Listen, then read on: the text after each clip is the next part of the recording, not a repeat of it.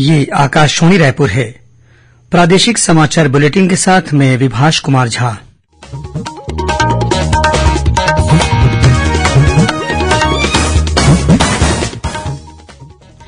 और अब पेश है आज के मुख्य समाचार। प्रदेश में आगामी विधानसभा चुनाव के मद्देनजर दंतेवाड़ा से शुरू हुई भाजपा की परिवर्तन यात्रा। प्रदेश प्रभारी ओम माथुर ने झंडी दिखाकर किया रवाना। प्रधानमंत्री नरेंद्र मोदी 14 सितंबर को रायगढ़ आएंगे।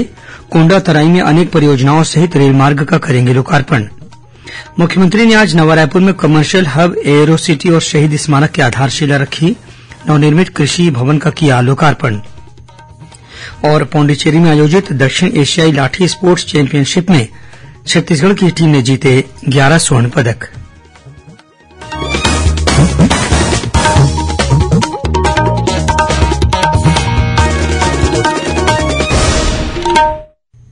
अब समाचार विस्तार से।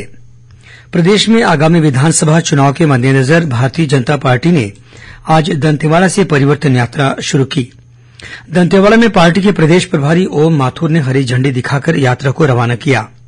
इस कार्यक्रम में केंद्रीय गृह मंत्री अमित शाह का आना प्रस्तावित था, लेकिन अंतिम समय में किन्हीं कारणों से उनका प्रवास स्थगित हो गया। प्रदेश भाजपा अध्यक्ष अरुण साव के नेतृत्व में निकली इस परिवर्तन यात्रा के दौरान विभिन्न स्थानों पर पार्टी के शीर्ष नेता जनसभाओं को संबोधित करेंगे। इसके अलावा ग्रामीण क्षेत्रों और कस्बों में छोटी सभाएं भी होंगी। साथ ही स्थानीय लोगों और मतदाताओं से जनसंपर्क का कार्यक्रम भी होगा। इस यात्रा में पार्टी के सह प्रभारी नितिन नबीन, पार्टी के राष्ट्रीय उपाध्यक्ष और प्रदेश के पूर्व मुख्यमंत्री डॉक्टर रमन सिंह, राज्यसभा सांसद सरोज पांडेय, पार्टी के राष्ट्रीय उपाध्यक्ष लता उसेंडी सहित अन्य नेता और पदाधिकारी शामिल हुए। इस परिवर्तन यात्रा का जगह जगह पार्टी कार्यकर्ताओं ने स्वागत किया। परिवर्तन यात्रा के दौरान दंतेवाड़ा जिले के गीदम इलाके में विभिन्न समुदायों के 119 प्रमुख लोगों ने भाजपा में प्रवेश किया। इन सभी को पार्टी के स्थानीय नेताओं ने भाजपा की सदस्यता दिलाई। वहीं जशपुर से 16 सितंबर को परिवर्तन यात्रा शुरू होगी। इन दोनों यात्राओं का समापन बिलासपुर में 28 सितंबर को होगा। गौरतलब है कि यह परिवर्तन यात्रा प्रदेश के विभिन्न मार्गों पर लगभग 3000 किलोमीटर की दूरी तय करेगी। इस दौरान तीन संभागों के 51 विधानसभा क्षेत्रों में पार्टी के नेता आम लोगों से जनसभा और नुक्कड़ सभा के जरिए संपर्क करेंगे।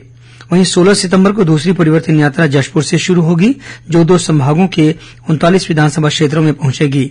इस दौरान हर दिन 6 स्वागत सभा और 3 छोटी सभाएं होंगी।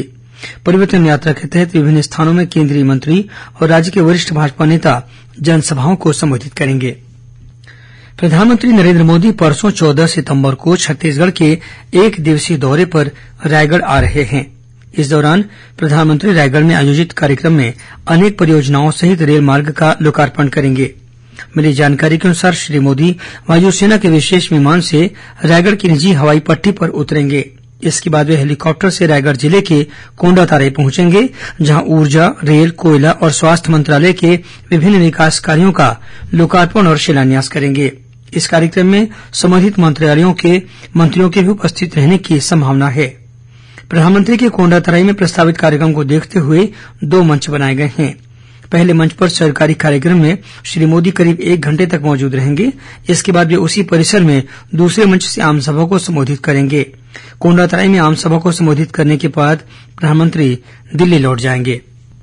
मुख्यमंत्री भूपेश बघेल ने आज नवा रायपुर में कमर्शियल हब, एयरो सिटी और शहीद स्मारक की आधारशिला रखी। करीब 1083 एकड़ क्षेत्र में अलग अलग चरणों में कमर्शियल हब को तैयार किया जाएगा।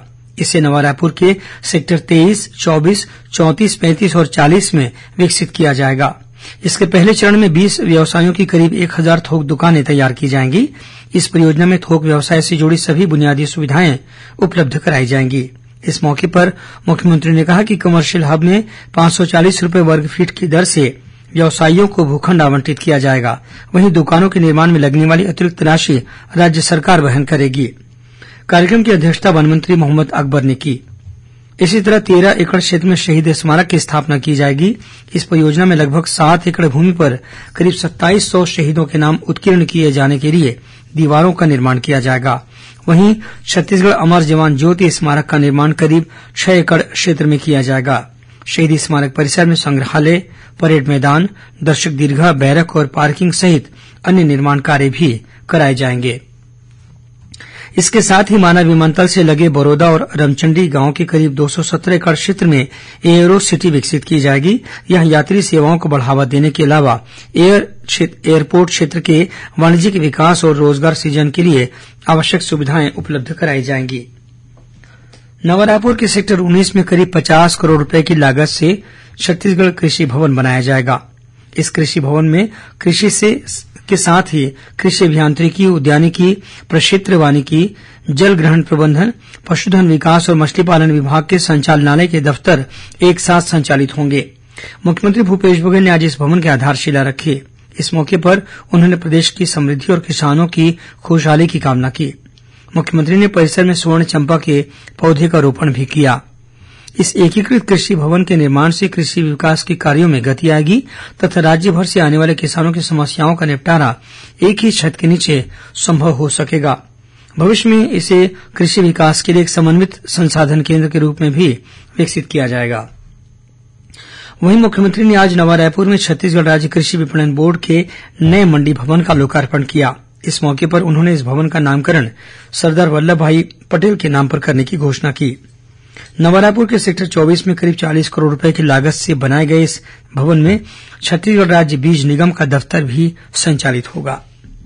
प्रादेशिक समाचार आप आकाशवाणी रायपुर से सुन रहे हैं।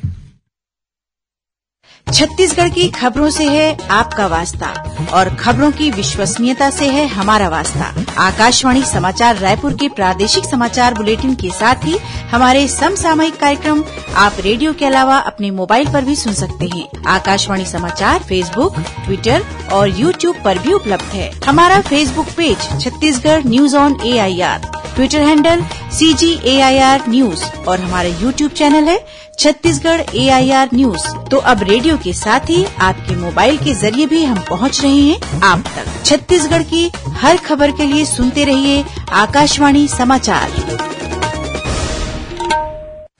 और आगे बढ़ते हैं बाकी के समाचारों की ओर। प्रधानमंत्री नरेंद्र मोदी इस महीने की 24 तारीख को दिन में 11 बजे आकाशवाणी से मन की बात कार्यक्रम के अंतर्गत देश विदेश के श्रोताओं को संबोधित करेंगे। ये इस मासिक रेडियो कार्यक्रम की 150वीं कड़ी होगी। लोग नमो ऐप या माई जीओवी ओपन फोरम पर अपने विचार साझा कर सकते हैं। वे टोल फ्री नंबर 1800-117800 पर कॉल कर हिंदी या अंग्रेजी में प्रधानमंत्री के लिए अपना संदेश रिकॉर्ड करा सकते हैं। इस महीने की 22 तारीख तक फोन लाइनें खुली रहेंगी।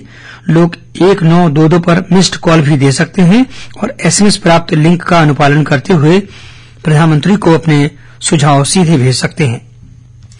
राज्यपाल विश्वभूषण हरिचंदन कल भुवनेश्वर में संत विनोबा भावे की 129वीं जयंती समारोह के अवसर पर आयोजित परिचर्चा में शामिल हुए।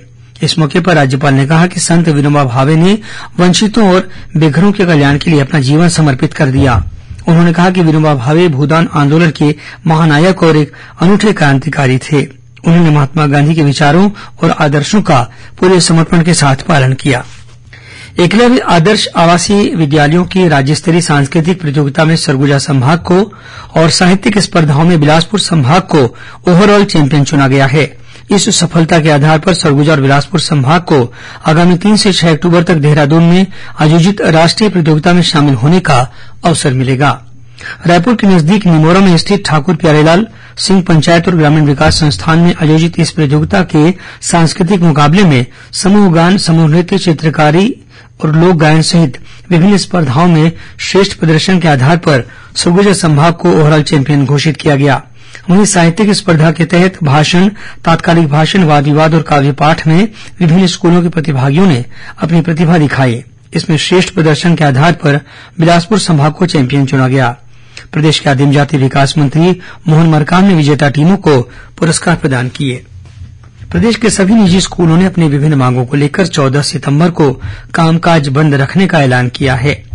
छत्तीसगढ़ निजी विद्यालय संघ के अध्यक्ष राजीव गुप्ता ने बताया कि निजी स्कूलों को शिक्षा का अधिकार कानून RTE के तहत पिछले 12 वर्षों के दौरान हुए प्रवेश के एवज में सरकार से करीब 250 करोड़ रुपए का भुगतान होना अभी भी बाकी है। उन्होंने कहा कि संघ ने RTE के एवज में मिलने वाली राशि में बढ़ोतरी की मांग की है। साथ ही निजी स्कूलों में संचालित बसों की पात्रता अवधि को 12 वर्ष से बढ़ाकर 15 वर्ष करने की मांग भी की जा रही है। श्री गुप्ता ने कहा कि सरकारी स्कूलों की तरह निजी स्कूलों में पढ़ने वाली बालिकाओं को भी सरस्वती साइकिल योजना का लाभ दिया जाए। पांडिचेरी में आयोजित दक्षिण एशियाई लाठी स्पोर्ट्स चैंपियनशिप में छत्तीसगढ़ की टीम ने 11 स्वर्ण पदक जीतकर विशेष उपलब्धि हासिल की है। 8 से 10 सितंबर तक हुई इस प्रतियोगिता में भारत के अलावा नेपाल, श्रीलंका, बांग्लादेश और भूटान के खिलाड़ियों ने हिस्सा लिया। छत्तीसगढ़ लाठी स्पोर्ट्स ऑर्गेनाइजेशन के कार्यकारी अध्यक्ष मनप्रीत सिंह चावला और महासचिव संदीप ताम्रकार सहित अन्य पदाधिकारियों ने इसे छत्तीसगढ़ के लिए बड़ी कामयाबी बताया है। और अब कुछ खबरें संक्षेप में। जांजगीर चांपा जिले के कोरबा और हथनेवरा में गाड़ियों की जांच के दौरान पुलिस ने 2 कारों से करीब 1 करोड़ 80 लाख रुपए का सोना चांदी जब्त किया है। आरोपियों के पास सोना चांदी से संबंधित कोई वैध दस्तावेज नहीं होने के कारण पुलिस ने इसे जब्त कर जांच शुरू कर दी है। और भिलाई स्टील प्लांट की स्मेल्टर 2 में पिघला हुआ लोहा गिरने से एक ठेका मजदूर झुलस गया। करीब 60% झुलसी हुई हालत में उसे सेक्टर 9 के अस्पताल में भर्ती कराया गया है। अंत में मुख्य समाचार एक बार फिर। प्रदेश में आगामी विधानसभा चुनाव के मद्देनजर दंतेवाड़ा से शुरू हुई भाजपा की परिवर्तन यात्रा। प्रदेश प्रभारी ओम माथुर ने झंडी दिखाकर किया रवाना। प्रधानमंत्री नरेंद्र मोदी 14 सितंबर को रायगढ़ आएंगे। कोंडातराई में अनेक परियोजनाओं सहित रेल मार्ग का करेंगे लोकार्पण। मुख्यमंत्री ने आज नवा रायपुर में कमर्शियल हब, एयरो सिटी और शहीदी स्मारक की आधारशिला रखी। नवनिर्मित कृषि मंडी भवन का किया लोकार्पण। और पांडिचेरी में आयोजित दक्षिण एशियाई लाठी स्पोर्ट्स चैंपियनशिप में छत्तीसगढ़ की टीम ने जीते 11 स्वर्ण पदक। इसी के साथ प्रादेशिक समाचार बुलेटिन समाप्त हुआ। नमस्कार।